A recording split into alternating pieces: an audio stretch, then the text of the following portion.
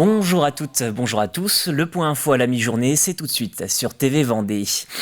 On commence en bref avec ce nouvel accident mortel sur les axes vendéens. À Sainte-Pexine, hier matin, 2 jeunes d'une vingtaine d'années sont décédés suite à une sortie de route. Dans la voiture, 6 personnes, 2 autres ont été grièvement blessées. Avec ces 2 nouveaux décès, il y a eu plus de personnes mortes sur les routes dans le département que sur le total de l'an dernier, une trentaine environ. Une enquête a d'ores et déjà été ouverte par la gendarmerie. Dans le reste de l'actualité, ça y est, ils sont partis. Les 16 skippers engagés sur la Golden Globe Race ont mis les voiles pour un tour du monde sans assistance, ni escale, ni appareil électronique. Vous étiez nombreux au Sables-d'Olonne hier pour suivre le départ de cette course. S'il s'agit seulement de la 2e édition de l'épreuve, la GGR attire déjà de nouveaux curieux et passionnés, avides d'aventures et d'exploits sportifs. Le récit sur place, Grégoire du Châtillon. Dernier cadeau pour la navigatrice sud-africaine. Dernier chin-chin pour ce skipper canadien. Dernier moment romantique pour Elliott Smith, l'américain. La famille, les amis, mais aussi les sponsors et les médias sur le ponton. Ultime moment avant ce tour du monde à l'ancienne. 16 skippers prêts à en découdre pour ce qui est la plus longue épreuve sportive au monde. Là, je suis ému parce que c'est vraiment le tout début et puis c'est l'aboutissement de 3 ans. Et puis il y a plein de monde, il y a ma famille, il y a tout ça. Donc ça va être un bon moment et puis ça va être encore un meilleur moment en mer, je pense. Un peu plus loin, Jean-Luc Van Den Ede, vainqueur de la dernière édition, est venu rendre visite à Damien Guillot, l'autre Français de l'épreuve. Je lui ai posé quelques questions sur le bateau, et donc le bateau, il a la première des qualités que demande un bateau pour le Golden Globe, c'est qu'il est bien prêt. Et la préparation, c'est un élément important, c'est peut-être l'élément le plus important. Le long du mythique chenal des Sables-d'Olonne, le public s'est déplacé en nombre pour encourager ces aventuriers de la mer. Ça, c'est un moment émouvant. Ça fait envie leur départ, tout le monde a envie de partir. Mais tout le monde n'a pas le courage de le faire et ne peut pas le faire. Donc c'est pour les encourager, leur dire bon vent. Et puis les attendre pour qu'ils reviennent quand ils vont venir surtout. Mr. Kye West pour l'Angleterre. England. La Golden Globe Race, encore plus fort que le Vendée Globe. Oui, c'est plus impressionnant dans le sens où ils vont tout faire manuellement, donc c'est vraiment pas la même chose, quoi. Vous voyez ce que je veux dire? Donc on revient en arrière, et là, c'est des gens quand même qui sont capables en pleine mer de s'orienter, et puis qui ont une expérience que peu doivent avoir. 16h, ce dimanche, c'est parti pour plus de 48 000 km en mer. Un sacré périple, mais aussi un record à battre, 212 jours, détenu par un Français, le Sablais, Jean-Luc Van Den Ede. Et puis toujours à propos de sport handball, avec le retour du championnat de National 1 masculine, l'équivalent de la 3e division.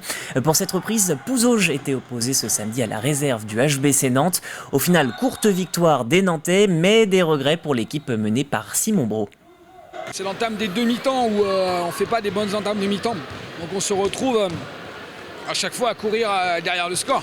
Et on est une fois dans le match devant, sinon on est tout le temps derrière. Donc la victoire de Nantes, elle est complètement méritée, il n'y a rien à dire. Mais bon, elle est frustrante parce que je pense qu'on n'est pas très très loin. On prend 32 buts ce soir et prendre 32 buts à la maison, c'est trop. Et je pense que c'est à cause de ça qu'on n'arrive pas à faire basculer le match de notre côté.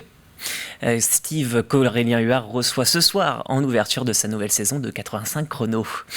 Un mot sur le trail de Nantes à Montaigu. Rendez-vous le samedi 24 septembre pour encourager les participants à l'une des 3 courses organisées. Vous avez le choix entre une épreuve de 22 km, 53 km et pour les plus téméraires, un ultra-trail de 103 km nommé le Castle Tour. Organisé par les runners de la digue, une partie des bénéfices est reversée à des œuvres caritatives telles que l'œil des pupilles des sapeurs-pompiers. En agriculture, le préfet Gérard Gavory s'est rendu en fin de semaine dernière chez un couple d'éleveurs et céréaliers à l'invitation de la coordination rurale de Vendée. L'idée était tout simplement d'alerter le préfet sur les nombreuses problématiques dont le secteur est victime. Pour la grippe aviaire, Lui, il n'a pas vendu de volaille pendant 3 mois en vente directe parce qu'il n'a pas pu produire de volaille. Des problèmes d'irrigation, donc des tournesols qu'il n'a pas pu irriguer. Et après, on a pu parler de tous les contrôles qu'il a eu au niveau sanitaire. Il y a des agriculteurs qui vont être en difficulté, surtout dans le monde de l'élevage. Dans tout ce qui est porcin, dans le porc, c'est l'alimentation qui a augmenté. Le gaz qui augmente, c'est que des charges supplémentaires en fait. Et après, dans les céréales, c'est le gasoil qui augmente, l'engrais qui augmente, et la production qui est pas là en fait.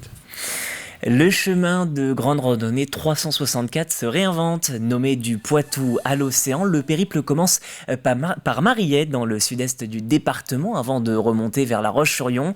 Le parcours vous envoie ensuite à l'est, vers les Sables d'Olonne. Pour fêter la fin des travaux, la Fédération départementale de randonnée vous propose de découvrir le chemin, le long en large, à travers plusieurs étapes jusqu'au 8 septembre. TV Vendée a suivi la semaine passée l'une d'entre elles. Dans les pas du sentier, c'est un sujet d'Inès Wick. 10, c'est le nombre d'étapes d'environ 25 km qui attend les randonneurs les plus aguerris. Avec Itinérants de Vendée, chacun marche à son rythme. Les GR sont ouverts à tout le monde. Alors, plus ou moins suivant leur capacité.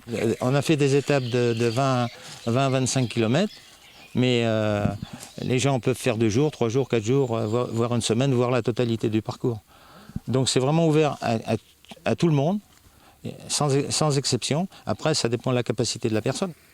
Nicole et Gilbert sont des habitués de ce genre d'événements. Passionnés de randonnée depuis plus de 40 ans, ils n'ont pas hésité à faire le déplacement depuis la Sarthe. C'est toujours très bien organisé, c'est des super marcheurs et le fait que ça soit en ligne et qu'il y ait un transport en car, on n'a pas à se poser de questions sur l'organisation. Ça c'est super.